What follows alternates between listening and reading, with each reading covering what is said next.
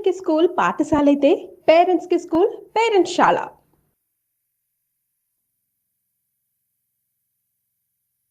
నమస్తే రమగారు. నమస్తే జయ. రమగారు, ఏదైనా ఒక మంచి స్టోరీ చెప్తారా? సలహాలు సంప్రదింపులు చాలా అవసరం అండి. కాదు, ఈ రోజుకి చాలా అవసరం రమగారు. ఎప్పుడు అవసరమే జయ. ఎప్పుడు ఇది వరకు రోజుల్లో ఇట్లా నేను పలానా వాళ్ళు సలహా తీసుకున్నాను, వాళ్ళని సంప్రదించాను, లేకపోతే టైం తీసుకున్నాను, అపాయింట్మెంట్ తీసుకున్నాను, ఇవి వినేవాళ్ళం కాదు కదా. కాదంటే జయ, మనకి మీ నాన్నగారు వాళ్ళు ఎంతమందో చెప్పు? 14 మంది రమ్మగారు కదా. మీ అమ్మ వాళ్ళు 6 రమ్మగారు. ఇప్పుడు వాళ్ళు 6, వీళ్ళు 14. వీళ్ళకి సలహా సంప్రదింపు, మంచి మాట, తిట్లు, చివాట్లు, విసిరాట్లు వాళ్ళకే ఉంది కదా. మా సమాజం మేము 10 మంది ఉన్నామా? 9 మందే మేము చెప్పు. అవును, మా అమ్మా నాన్న ఒక్కొక్కళ్ళే ఉన్నారు, అందుకని మేము ఇంతమంది ఉన్నాం అనుకో. ప్రతి వాళ్ళకి more than 5 ఉండేదిగా, అక్కడే సరిపోయేదంట. మరి ఇప్పుడు ఇందులో మనకి చూడు, మనమే ఇంతమంది ఉన్నామా? మన నాన్నలు వాళ్ళు 1 డజను, మన తాతలు వాళ్ళు 1 డజను. ఇప్పుడు పెద్ద చింతాతలు, మన తాతల్లో ఒక ఆయన చాలా తెలివిగల అపరచాణిక్య తాత ఒకడు ఉంటాడు. వాళ్ళందరికీ సమాధానం ఆ తాత. ఎవరికైనా ఏదైనా డౌట్ వచ్చింది ఆ తాత చెప్తాడు. చింతాతని సలహా అడగాలి. చిన్నమ్మమ్మ మంచి పిల్ల, ఆడపిల్లలకి బాగా చెప్తుంది. చిన్నమ్మమ్మకి బాగా కుట్లు అల్లికలు ఏమిటో వచ్చు. చంటి పిల్లల సేవ ఒక ఆవిడకి బ్రహ్మాండంగా వచ్చు.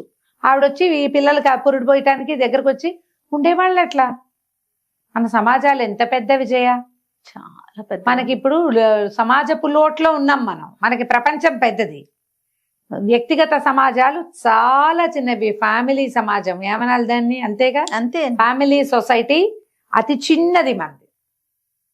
అందుకని మనకి సలహాలు సంప్రదింపులు నాలాంటి పెద్దక్కయ్యలు కావాలి. అప్పుడు అక్కర్లా, అవసరం లేదు. పైగా పల్లెటూళ్ళల్లో ఉంటే ఒక 10 ఇళ్ల వాళ్ళు స్నేహంగా ఉండటం. పక్కింటి మావయ్య, వెనకింటి అత్తయ్య, పక్క వీధిలో పిన్నిగారు, ఎదురింటి మామగారు. ఎవరైనా ఆంటీలు ఉన్నారమ్మా ఆ రోజుల్లో? పిన్ని, అత్తయ్య, మావయ్య, పెదనాన్న, బాబాయ్, ఎన్ని రకాలు ఉండేవాళ్ళమ్మా. మన సొంత పింతల్లులు కాకుండా మనకి చుట్టుపక్కల కొలోనియల్ పింతల్లులు ఎంతమంది ఉండేవాళ్ళు, అవునా కాదా? మరి సమాజం ఎలా ఉండేది అప్పుడు? ఇప్పుడేముందమ్మా, దౌర్భాగ్యపు సమాజంలో ఉన్నాం మనం. నిజమే రమగారు. ప్రతి చోట రూపాయి ఖర్చు పెట్టందే మనకు సలహా సంప్రదింపు కూడా రాదు. అదే కదా, మంచి మాట రాదు. ప్రతిదానికి ఖర్చు పెట్టాలి మనం, అవునా కాదా? కాబట్టి ఆ కాలం వేరు, ఇది వేరు. ఇప్పుడు అడుగుతున్నాం మనం సలహాలు, కార్పొరేట్ ఐడియాస్ అవన్నీ కూడా మనం సలహాలు తీసుకుంటున్నాం. పెయిడ్ ఐడియాస్ ఉన్నాయి. సలహా సంప్రదింపుల మీద ఒక కథ. ఒక పల్లెటూరులో ప్రదీపుడు అని ఒక మోతుబరి రైతు ఉండేవాడు. భార్య, కుమారుడు, కుమార్తె, బాగుండేది, సంపన్నుడు.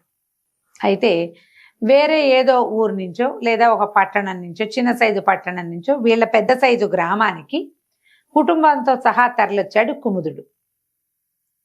వచ్చి పక్కన ఇంకో ప్రదీపుడు పక్కింట్లో చేరాడు. ఒకరోజు ప్రదీపుడు ఇంటికి వచ్చి, నేను మీ ఊర్లోకి వచ్చేసాను, ఇక్కడ ఉండబోతున్నాను, నువ్వు చాలా తెలివిగలవాడని అందరూ చెప్తున్నారు, మరి ఇక నుంచి నీ సలహా సంప్రదింపు నాకు తప్పకుండా కావాలి. నీ సలహాలతో ఈ ఊర్లో సెటిల్ అయ్యి జీవితాన్ని ముందుకు తీసుకెళ్లాలనుకుంటున్నా, ఇక్కడ స్థిరపడాలనుకుంటున్నాను అన్నాడు.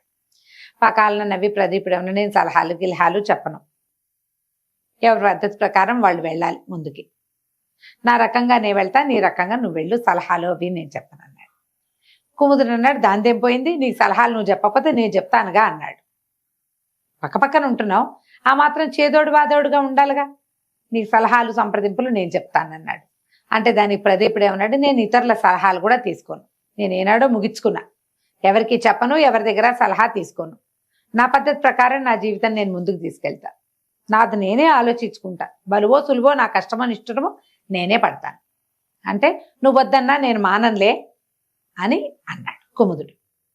కొన్ని రోజులు గడిచి ఓ రోజు కుముదుడు వచ్చి, నువ్వు లక్షాధికారి అన్నారు, నీ దగ్గర 1,00,000 రూపాయలు ఉన్నాయట, మరి ఎందుకు ఆ డబ్బు పెట్టెలో పెట్టి మూల కొడతావు, శుభ్రంగా వడ్డీ వ్యాపారం చేసుకోవచ్చుగా, వ్యవసాయం మీదే బాగా సంపాదించావు, వడ్డీ వ్యాపారం చేసుకోవచ్చు కదా నువ్వు అనేసరికల్లా ప్రదీపుడు అన్నాడు, వడ్డీ వ్యాపారం ఏం సులువు అనుకున్నావా, ఎవరైనా అవసరాల్లో ఉండే అప్పుకొస్తారు, తీర్చగలిగేదే ఉంటే వాడు అసలు అప్పుకే రాడు, అంతేగా, తీర్చగలిగేది ఉండదు కాబట్టే అప్పుకొస్తాడు. అప్పుకొస్తే మనం వాళ్ళ దగ్గర నుంచి డబ్బులు వెనక్కి తీసుకోవాలంటే చాలా కటువుగా ఉండాలి వాళ్ళతోటి.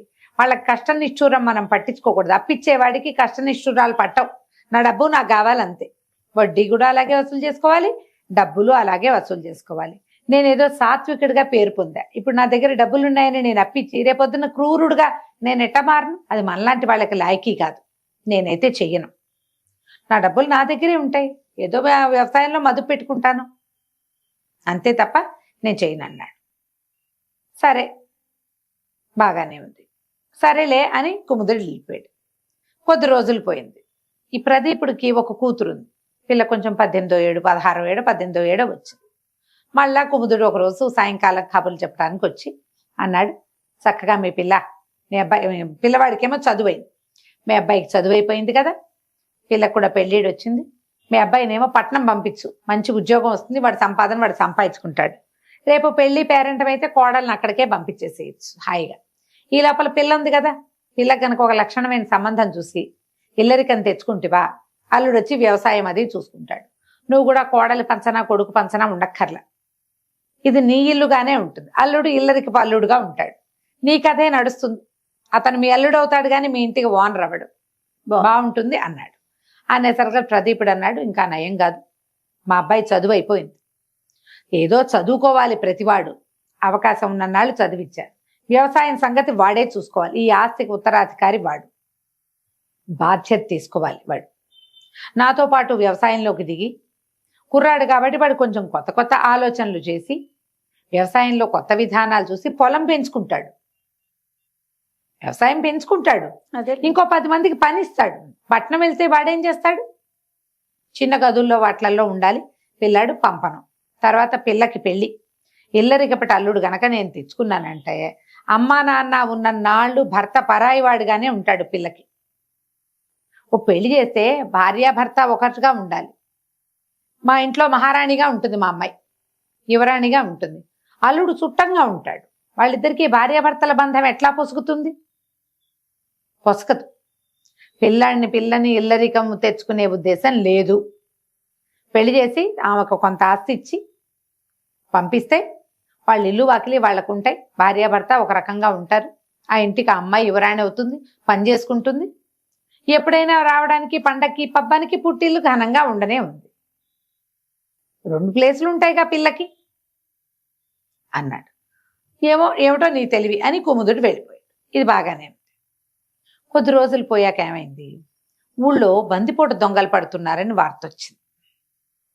మళ్ళీ కుముదుడు సాయంకాలం పూట ప్రదీపుడికి కనపడ్డాడు.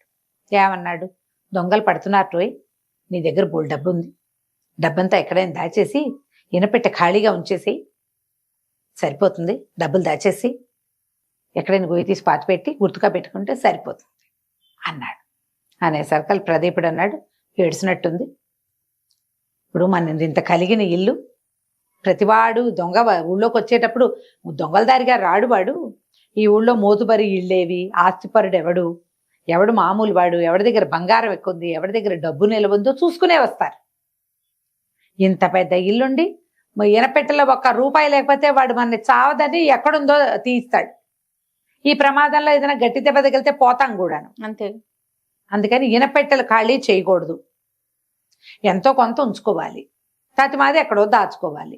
నేను ఎక్కడ దాస్తాను, నేనేం మార్గం అవలంబిస్తాను నేను నీకు చెప్పను, నువ్వు నాకు చెప్పక్కర్లేదు. నీ ఏర్పాటు నువ్వు చేసుకో, నా ఏర్పాటు నేను చేసుకుంటాను. ఇనపెట్టెలు ఖాళీ చేయటం అంత తెలివి తక్కువ పని ఇంకొకటి లేదన్నాడు. కుముదుడు చేతులు తిప్పాడు, సరే అని వెళ్ళిపోయాడు. ఇంతలో ఏమైంది, ఆ ఊరి జమీందారు గారు రంగారాయుడు గారికి తల్లి ఉంది, ఒక 75 ఏళ్ళ ఆవిడ కిందెట్టు మీదెట్టుగా ఉందని చెప్పారు, అయిపోయింది అని. ఒకడెవడో బ్రహ్మాండ వైద్యుడు ఒక ఆయన వచ్చి ఆవిడకి ఏదో వైద్యం చేశాడు. ఆవిడ శుభ్రంగా కోలుకుంది. అయిపోయింది అనుకున్న మనిషి మళ్ళీ వాకిట్లో తిరిగి గుళ్ళో కూడా వచ్చే స్థితి వచ్చింది. తల్లి కోలుకుందని ఆయన బోల్డ్ అంత సంతర్పణ చేశాడు. మా అమ్మ ఉండగానే ఆవిడకి ఎంత బాగా చేస్తానో ఆవిడ కోసం ఆవిడ తెలుసుకుంటుందని సంతర్పణ పెట్టాడు. ఊళ్ళో ఉన్న వాళ్ళందరికీ ఉత్తరాలు వస్తే కుముదుడు వచ్చి ఏం చెప్పాడు, ప్రదీపుడికి జమీందారు గారు కేకేశాడు కదా, పొట్టిగా చిన్న బళ్ళ మీద వెళ్తే ఏం బాగుంటుంది, శుభ్రంగా ఒక గుర్రబండి చేయొచ్చు, ఘనంగా ఉంటుంది, మనం గుర్రబండిలో వెళ్ళొచ్చు కుటుంబంతో పాటు. వెళ్ళాక తర్వాత గుర్రబండిని అటు ఇటు మనం తిప్పడానికి రవాణాగా కింద వాడుకోవచ్చు, వ్యాపారానికి వ్యాపారం కూడా అవుతుంది, ఈ ప్రోగ్రాము కుదురుతుంది. చాలా మంది చేస్తారు కదా, ఎక్కడికైనా వెళ్ళాలంటే అప్పటికప్పుడు ఏర్పాటు చేసుకుంటారు. అనేసరికల్లా ఇతను అన్నాడు ప్రదీపుడు, నా వల్ల కాదు, జమీందారు 100 మందిని పిలిచాడు, అందులో మనం ఒకళ్ళం. ఈ గొప్పకు పోవాల్సిన అవసరం ఏముంది? అవసరం లేదు. పైగా ఈ గుర్రబండి మనకేమైనా అలవాటా పడ వ్యాపారస్తులు, నేనేమో వ్యవసాయదారుని. ఈ గుర్రాలు, దాని మాలిష్లు, దాని వ్యవహారాలు నాకు అవంతా తెలియవు. దాంతో వ్యాపారం చేయడం నాకు చేత కాదు, నేను ఆ పని పెట్టుకోను. ఆయన పిలిచాడు కాబట్టి వెళ్ళొస్తా, సామాన్యంగా వెళ్తాను అనేసరికల్లా కుముదుడు చిరాగ్గా అన్నాడు, సామాన్యం అంటావు, నువ్వు వెళ్తే మరి ఆడాళ్ళని ఎట్లా తీసుకెళ్తాం? మన దారిన మనం వెళ్ళాలంటే మీ ఇంట్లో ఆడవాళ్ళని తీసుకొస్తామేమో, నేను కూడా మా వాళ్ళని తెద్దామనుకున్నాను, నువ్వు మరి ఇట్లా అయితే ఎట్లా అన్నాడు. అనేసరికల్లా నేను అసలు మా ఆడవాళ్ళనే తీసుకురాను, మా పిల్లని అక్కడ నలుగురిలో చూపించే ఉద్దేశం లేదు నాకు, నేను ఒక్కడనే వెళ్తా సింపుల్గా, ఏదో జమీందార్ గారింట్లో ఇవ్వటానికి ఏదో బహుమతి తీసుకుని వెళ్ళొస్తాను అనగానే కుముదుడు విసుక్కున్నాడు, నువ్వు మీ ఆవిడ్ని పిల్లల్ని తేపోతే నే కూడా తేలేను, మా వాళ్ళని కూడా తీసుకురాలేను, నువ్వు ఎప్పుడు ఇలాగే అంటావు, మీ ఆవిడ రాకపోతే మా ఆవిడ రాదు, నేను నీతోటే రావాలి, సరే పదన్నాడు. ఇద్దరు ఏదో సింపుల్గా బయలుదేరి అక్కడికి వెళ్ళారు. తీరా అక్కడికి వెళ్తే ఆయన ఎంతమందినో పిలిచాడు. అక్కడ పిచ్చ తొక్కిడైపోయింది, నానా గందరగోళం, ఆడవాళ్ళు ఎంత అవస్థపడ్డారో ఆ ఫంక్షన్లో. పైగా ఏమైంది, కొంత చిన్న వానబడి చిత్తడిగా అయ్యి అతిథులు రాకపోకకి ఇబ్బంది అయ్యి ఈ వచ్చిన వాళ్ళ అతిథులు ఉన్నారే వాళ్ళ బళ్ళని కూడా వాడేశాడు జమీందారు. వీళ్ళు గనక ఒక బండి పెట్టుకుంటే ఆ బండిని ఆయనే వాడుకునేవాడు కదా, అంతేగా. ఆడవాళ్ళని తెస్తే ఆడవాళ్ళు ఇబ్బంది పడేవాళ్ళు కదా.